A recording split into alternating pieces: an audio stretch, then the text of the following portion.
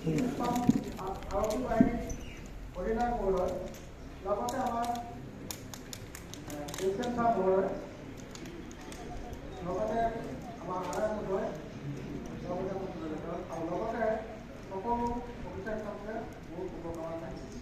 লগতে যিসকল ছাত্ৰ ছাত্ৰী আজি ইয়ালৈ আহিছে তেখেতসকলকো শুভকামনা থাকিল। আমাৰ সহকৰ্মী বাইদেউ সকলোকে কথা হ'ল কি, মই 85তে চাকৰি ভৰ্তি কৰিছিলোঁ 30 মাৰ্চত, 15 মাৰ্চত, আজি 2026 চনৰ 30 যখন কথা নকওঁ নহ'লে কাটিছোঁ, সকলোৱে কৈয়ে গৈছে। এই বাহিনীতে ভৰ্তি কৰিছোঁ মই যোৰহাটত, এই বাহিনীতে আজি মই কাৰাগাঁও 1985 চনত ভৰ্তি হয়, 1957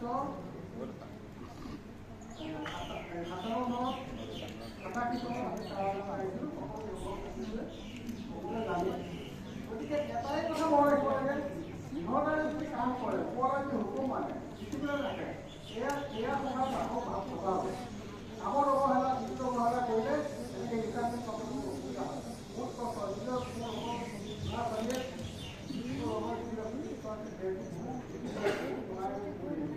কামক কামলৈ ভাবি ট্ৰেইনিঙত ট্ৰেইনিং বুলি নাভাবি নিজৰ কাম বুলি ভাবি কৰিব লাগে। ভৱিষ্যতৰ উজ্জ্বল নিজেও হ'ব আৰু আমাৰ বাহিনীও হ'ব। গতিকে আজিকালি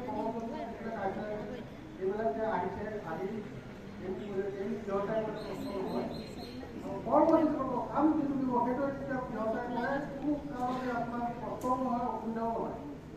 আমি শুই থাকোঁ, আমাৰ 10টা 5টা নেতা দিয়ে যিমান কালি যাব পাৰি। আমি 10টাই নিজৰ কামটো একেদিনাই কৰি দিওঁ, কৰি লৈ কষ্ট যিমান দৌৰা দৌৰি আমিতো খোজকাঢ়ি গৈয়ে যাব লাগিব। আহিব পৰা খোজকাঢ়ি গ'লে টাইম মিলাবলৈ বহুত অসুবিধা হয়। টাইম কমাই গ'লে কুকুৰৰ নিচিনা দৌৰি থাকিব লাগে, হাতীয়া দিয়া, সেইজনৰ হাতীয়া অনা, আকৌ টাইম আগত হাতি পোৱা, গা পা ধোৱা, গাড়ী চলি থকা, সেইবিলাক। গতিকে সেইবিলাককে মনত ৰাখি সকলোৱে আমাৰ নিজৰ বাহিনী আজি আমি যেনেকৈ থৈ গৈছিলোঁ, আমি বহুত ভাল দেখোঁ।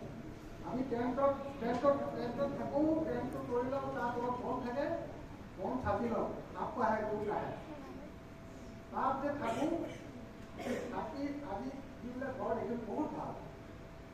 আমি প্ৰথমতে পাইখানা কৰিবলৈ গ'লে 4জন যাব লাগে, এজন 3জন লৈ থাকিবলৈ হাতীয়া লৈ, এজনে পাইখানা কৰিব, এজনে বাকীখিনি লৈ থাকিব লাগে। এনেকৈ সদায় সদায় কাম কৰি সিহঁতৰ সদায় চাফা কৰি এতিয়াতো একদম প্লেন হৈ গ'ল।